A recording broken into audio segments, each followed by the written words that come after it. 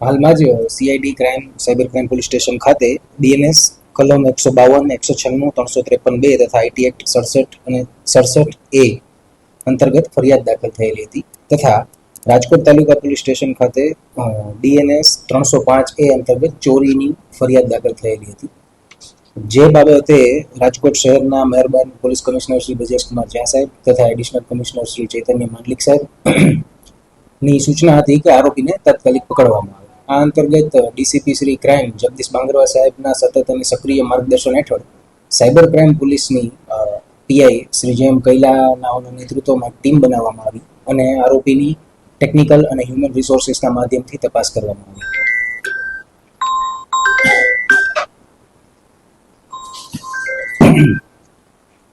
આ તપાસ દરમિયાન ટેકનિકલ સોર્સિસનો યુઝ કરતા આરોપીની ધરપકડ કરવામાં આવી અને ત્યારબાદ તેના વિરુદ્ધની કાયદેસરની કાર્યવાહી કરવામાં આવે છે.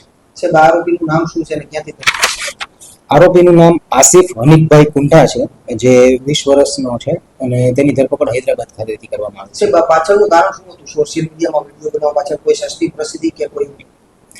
હાલ તે અંગે ડિટેલ ઇન્ટરોગેશન ચાલુ છે, જે આગળની તપાસમાં ખુલશે તે જણાવવામાં આવશે.